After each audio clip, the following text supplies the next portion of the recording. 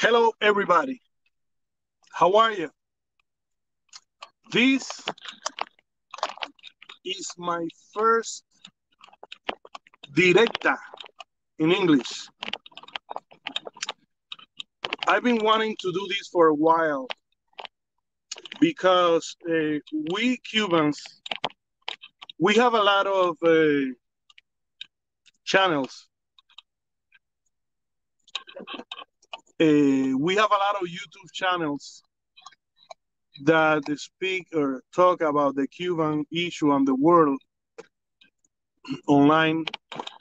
But most of this conversation is within this group of different YouTubers and communicators.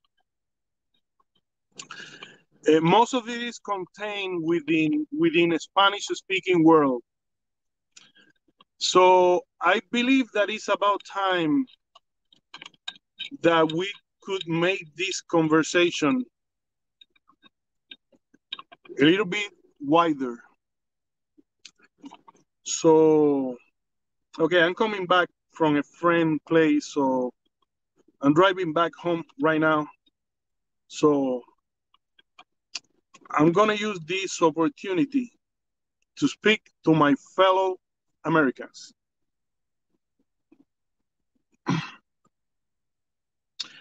I've been living around half of my life in the US and around half of my life in Cuba. And that makes me think that I'm pretty familiar with both cultures. And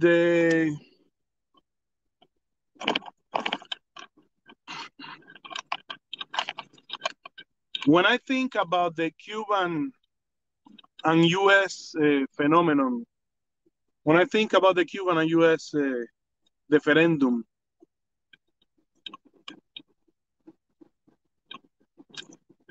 I've gotten to the conclusion that the way that the US, one of my nations, is dealing with this is wrong and it is unacceptable. I was just yesterday debating with some fellow Cubans on one of the many YouTube channels that exist. And we were talking about it.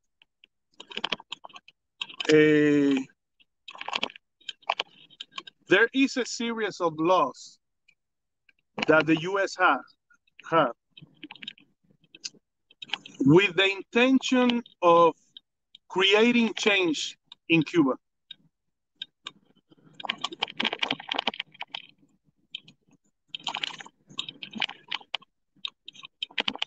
To the point that we, sometimes when I say we, I refer to Cuba. Sometimes I refer to the US because I kind of feel both. I've been half of my life living here and half of my life living there. We have some of these laws that in which we give ourselves the right to have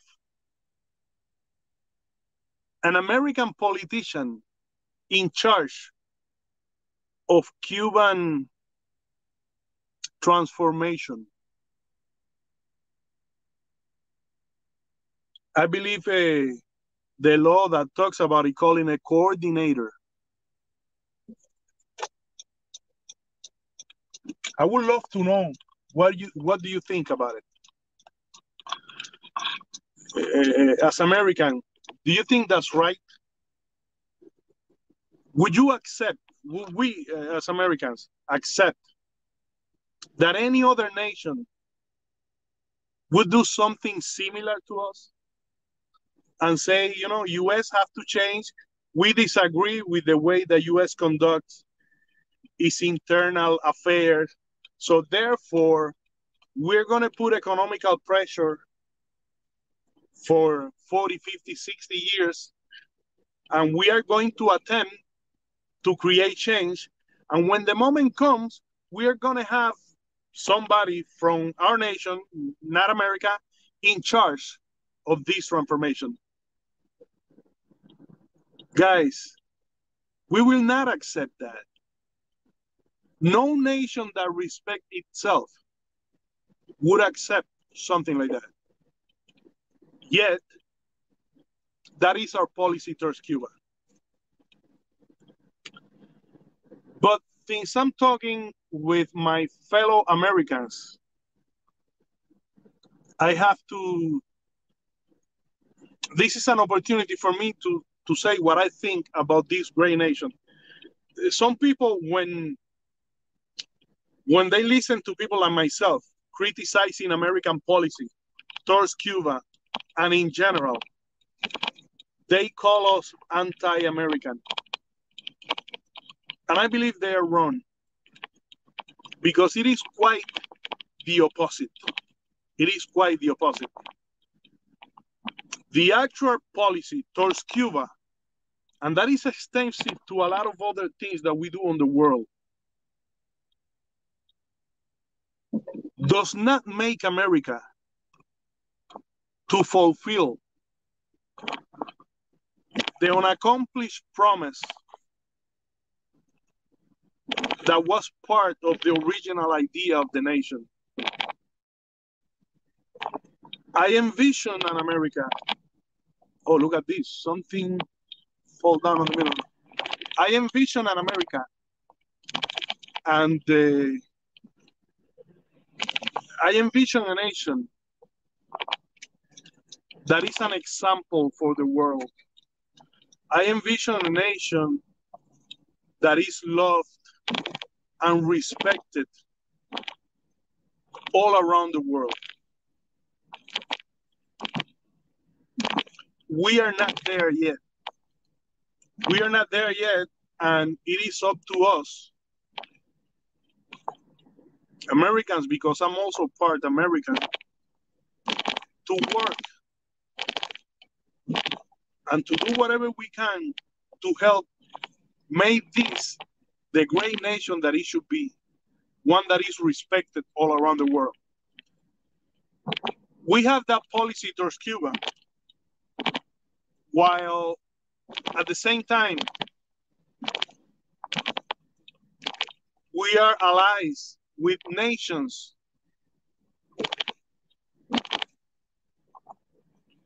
that are a lot less democratic than Cuba, that violate human rights a lot more than Cuba. And we have good relationship with them. We have no issues. So when I look at that, I get to the conclusion that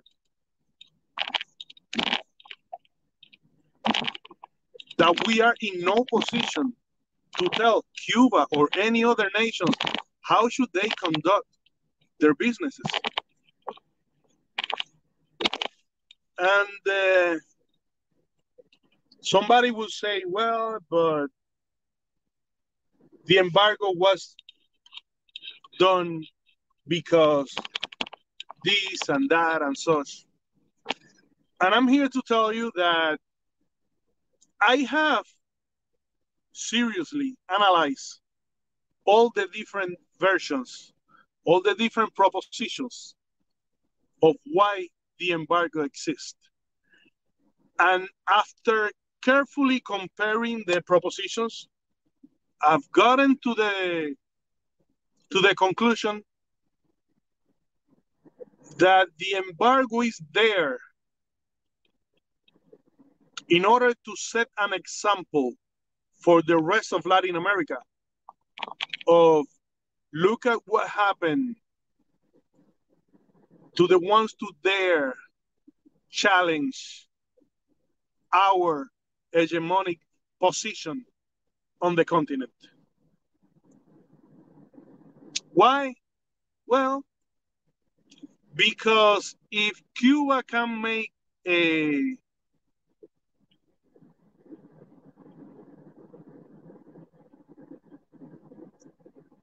a process,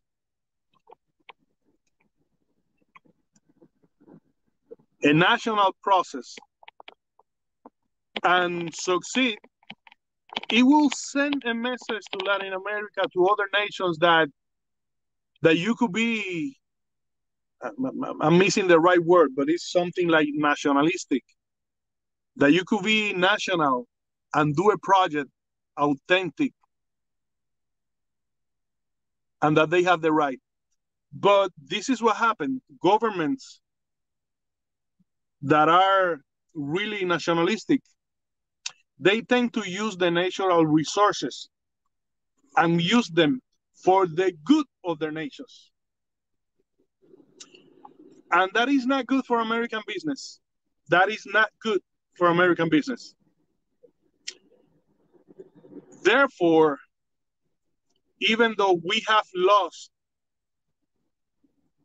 to do a lot of business with and in Cuba on these 62 years, the loss would have been a lot bigger for American interest if the Cuban example would have spread all throughout the continent and inspire other nations to do similar transformations. The loss of that danger for American interest would have been greater. And the people in power of American politics, sadly, only care about their profits and their hegemonic position in the continent and in the world. Cuba is just an example. I could speak about many other examples in which the same thing happens.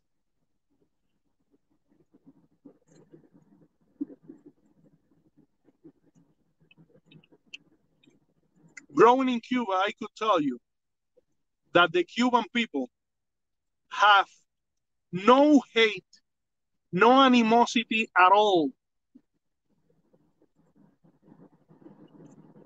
against American people. Likewise, I've lived around 30 years on the US, and I have experienced the exact same feeling from Americans towards Cubans.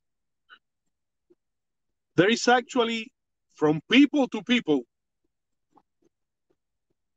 a lot of sympathy. We like the same sports. We like each other's music.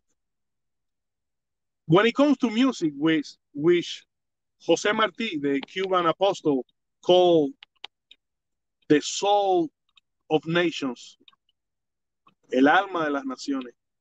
When it comes to music, there have been, in spite of the separation and in spite that political relationships have affected the cultural communication between both nations, in spite of that, there have been like a dialogue between Cuban and American music. Dialogue, which better examples would be Mario Bauzá having an influence on American jazz, Machito, Earth, Wind, and Fire implementing Afro-Cuban drumming. And also the other way around, you could see in Cuba, for example, Los Zafiros, Los Bambán, and many other musical manifestations in which you could see a clear American influence. So, if both of our people do not have any animosity against each other, actually quite the opposite, there is sympathy. And any American that knows any other American that have traveled to Cuba could tell you how they are treated, not by the government, how they have been treated walking down the street in Cuba by the regular Cuban people. Americans that have traveled to Cuba can give their testimony about that. Miguel, distinguido caballero andaluz, un placer siempre tenerlo por aquí. Se te aprecia mucho, Miguel, se te aprecia mucho de corazón. Okay, I'm just saying hi to one of the guys that usually visits this channel. So, if there is no animosity, no hate at all between both nations, why do we have this issue? Why have American politics allowed a small group of Cuban ultra-rights with narrow interests to kidnap the American policy towards Cuba, limiting the rights of Americans to travel and experience firsthand Cuban reality, and putting a sustained economical pressure on a small poor nation 90 miles away for 60 years. Financial pressure that have even affected the acquisition of medical equipment. Just think about that. Just think about that. How could we have an image, an international image of respect for American policy when we do such indefensible garbage?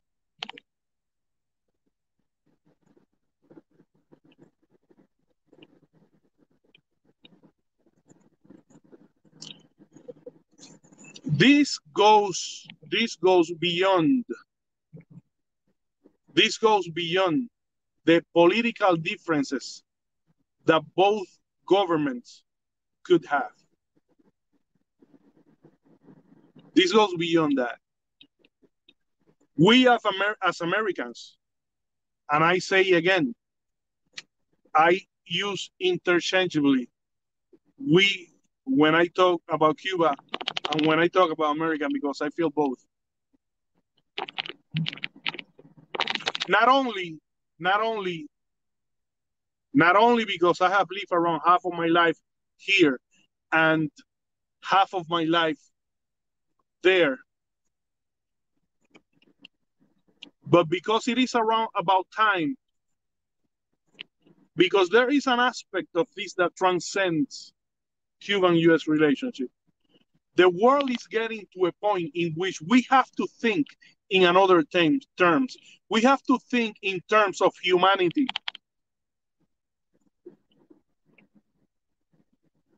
The relationship between Cuba and the US should be one of collaboration, empathy, respect, open dialogue, and mutual help. We should not be enemies.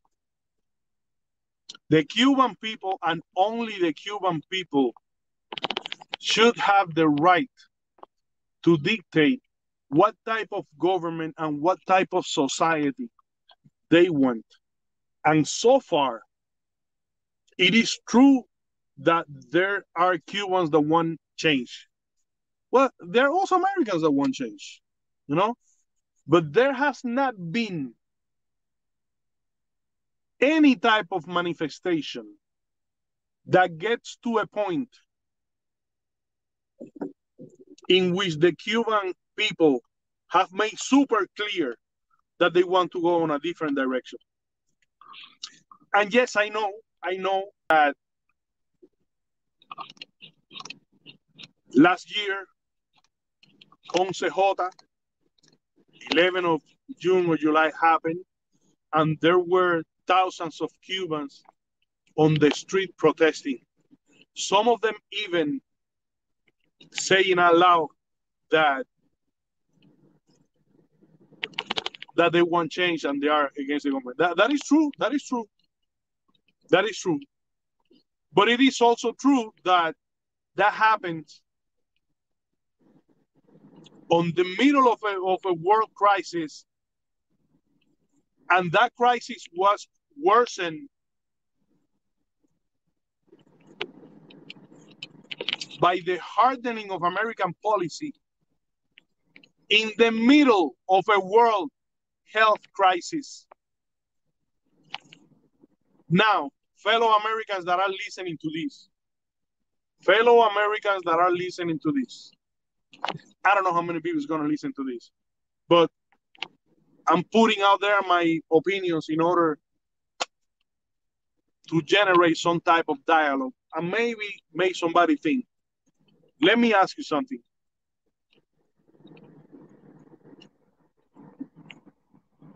Could we be proud of that? Can we as a nation be proud that in the middle of a world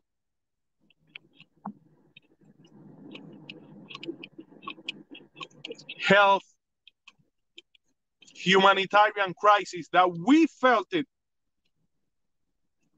some of our hospitals were to the point of almost collapsing, thousands of American people dead, and we are the richer nation in the world? Can you imagine a small, poor nation dealing with the same issue, and then in the middle of a humanitarian health crisis, we decided to make their economical condition worse because maybe this was an opportunity for regime change?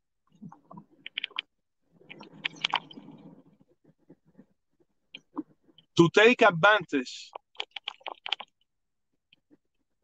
of a humanitarian crisis and try to use it to change the government of a neighbor nation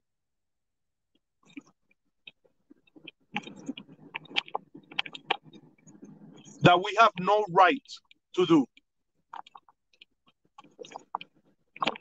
I repeat the question. Could we be proud of that?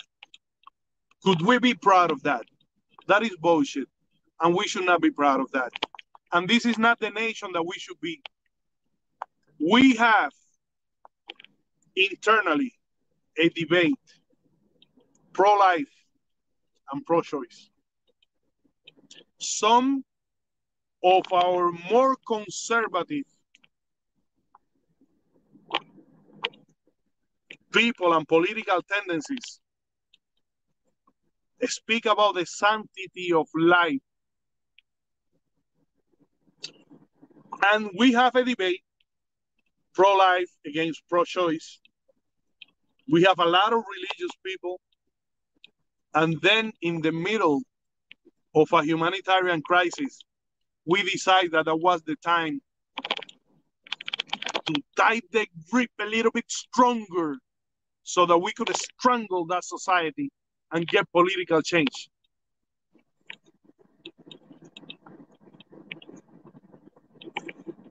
Shameful. Sadly, that is shameful. That is totally shameful. Totally shameful. And besides that, and actually I'm driving by a place now that have little hills, so I might lose connection, but if I lose connection, it comes back real quick. So sadly,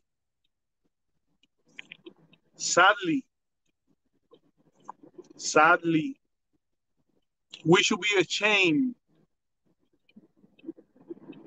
of those types of actions of our government. Nothing to be proud of.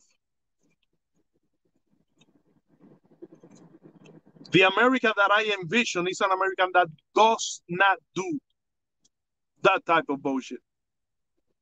And that America that is guided by principles of humanity, brotherhood, respect.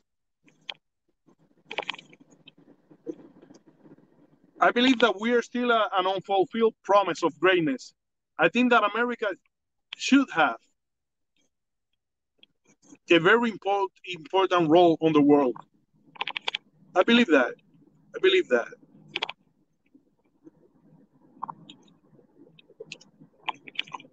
But we have to find a way to put a little bit more pressure on our government so that we realign our direction and we start working on the direction of our true potential as a nation.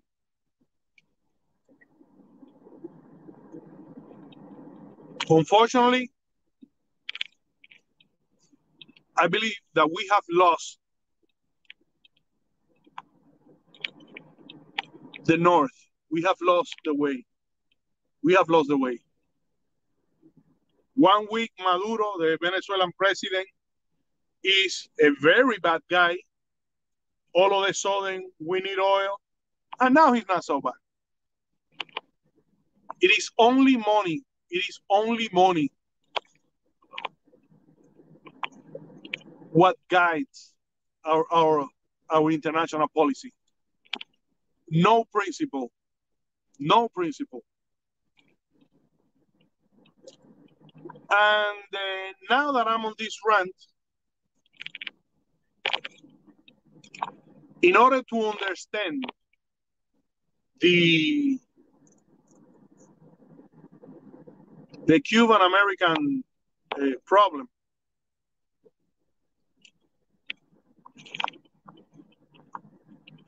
when the first thing started and the revolution took over, and this is all declassified documents that anybody can Google in a couple of minutes, could have access to this information. Right from the beginning, when the revolution took power on 1959, our American politicians knew how popular that process was among Cuban people. It is documented. Yet, we decided that it was not on our interest to have a government with a strong nationalistic approach in an hemisphere that we consider our backyard. Even though we have to say that now Biden gave us a little upgrade. And he recently mentioned that we are the front yard. So we are still a yard. But, we were moved to, to a different position. We were moved to a different position. So right from the beginning, when it was documented, Colonel B.B. King and other American politicians documented that the leadership and the movement was very, very popular. Well, we decided to create a task force to see how we could take them down. And that task force got together once a week. Cuba became a priority on this hemisphere. And they would have politicians, military guys, sociologists, experts on the regional relations and everything. And everything discussing what we do to take this process down. I mean,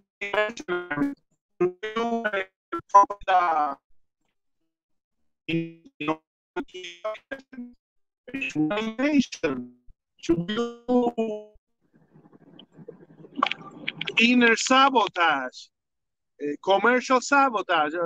What is it that we need to do in order to take them down? When we knew when we knew how popular was that process.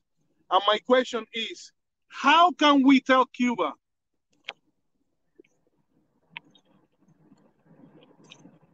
that they are not as democratic as we think they should be when we from the very beginning had zero respect for the Cuban people? And we didn't give a damn about how they felt about that process. We didn't give a damn. We wanted to take that process down no matter what. Even though we were in full knowledge of how popular the process was. So after we behave in such a way, with total disregard for the feelings and the position of the Cuban people, how dare we be so hypocrite to criticize Cuban democracy? And I'm not saying that Cuban democracy is perfect. I would like to see changes. I think that there are problems and there are issues. But if we want to live in a world of peace, if we want to live in a world of peace, the way that we are behaving or dealing towards Cuba is unacceptable. And it only push for a catastrophe, for a confrontation, for death, for suffering. Because let me tell you why. I do have a lot of respect for American people. American people is patriotic, hardworking, good people. Of course, there are a few motherfuckers because there are motherfuckers all around the world. But the majority of American people is good people.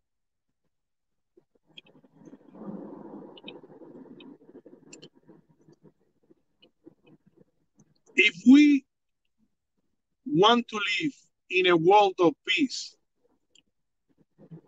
the way in which nations deal with their difference cannot be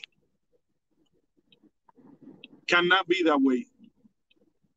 It is unacceptable that any nation, not only US, any nation, because they are powerful, behave like they have the right to totally interfere in other nations' internal affairs with total disregard and disrespect for what the people there want. Now, if a nation believe that there is another nation that have problems, there should be some type of international organization in which you could go there and denounce. Or listen, South Africa, apartheid is unacceptable.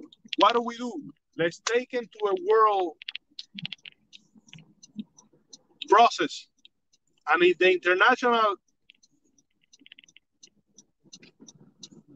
international family decides that it deserves an embargo or a blockade or something, then multilaterally, and only multilaterally, the world should put in place whatever mechanism the global community thinks and believes that should be put in place. That would be a democratic way in which the world and nations deal with their problems, deal with their issues. And we as a nation, we Americans, should be working towards a world of peace. We should be working, creating those types of mechanisms so that we have no war. Because the majority of the issues on the world is because we lack a global mechanism that everybody agrees and that is globally accepted in order to mediate conflicts between nations, because conflict is going to happen. And when you have two nations that have referendums, that have difference, that have criticism, uh, territorial disputes, how do we solve that? If we don't have that mechanism, then there is a big chance that it ends up in wars. Well, look at the world that we have. Look at the world that we have. Totally playing with fire. Totally playing with fire.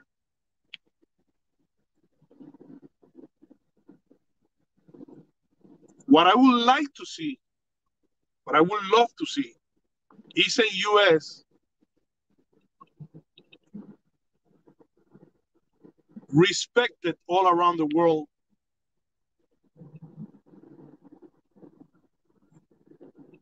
by its example, not by its military, which is another issue that we have, because the military industrial complex is totally out of control. Totally out of control. Recently, Congress, the people that is supposed to work for us, recently approved, I believe, $700 billion to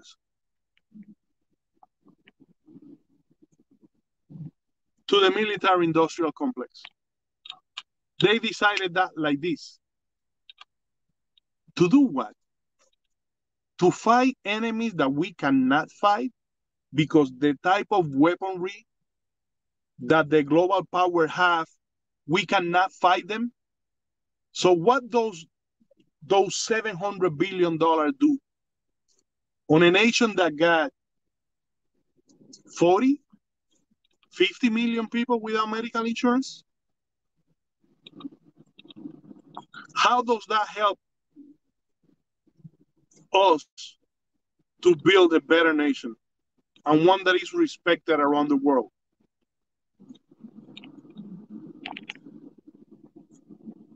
There is no way to justify that help us, the common American people, in any way, or that we are any safer by that. We already have like 800 military bases.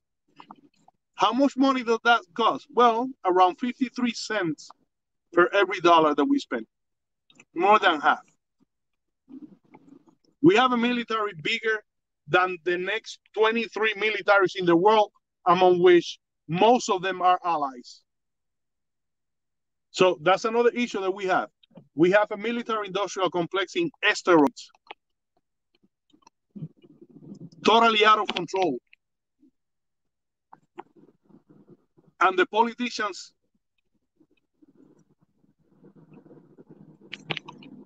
keep working for them and not us. So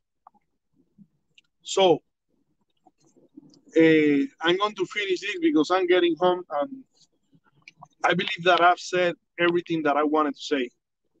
I've been wanting to do an English video for a while, and since I'm busy, it is these times when I drive that are ideal for doing these type of videos. And I'm almost getting home. So yeah, our policy towards Cuba does not make any sense at all. And we gotta find a way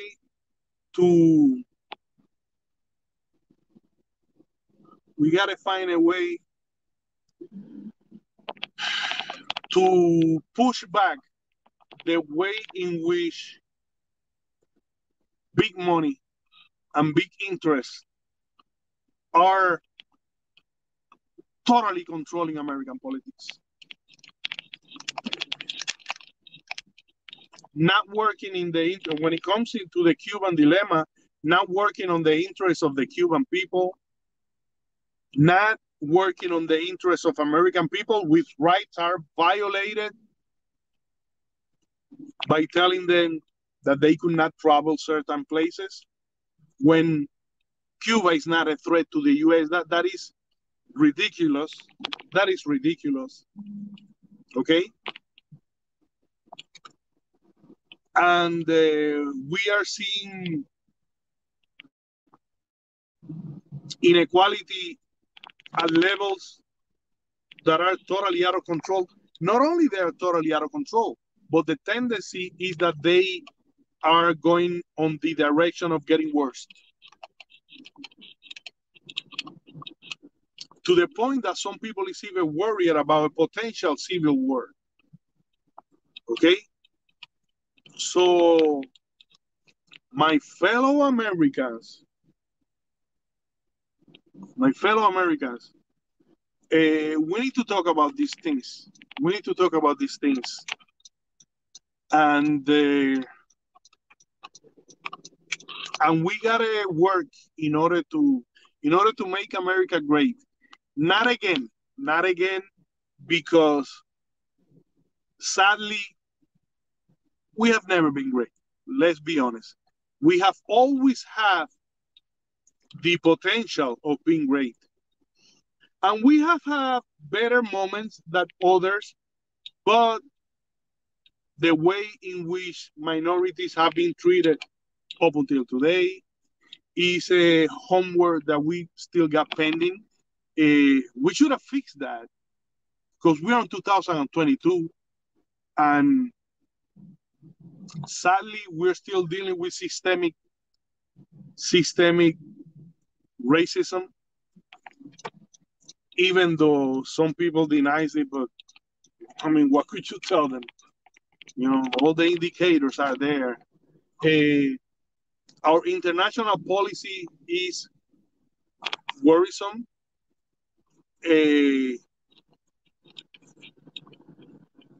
We don't show any sign of working towards global peace. We should be about job number one of our leaders, not working on our security. We actually see quite the opposite. And I don't see change coming from the top. The top seems to be rotten completely. Change has to come from the American people. Change has to come from the root. We have to talk about what type of nation we want to be.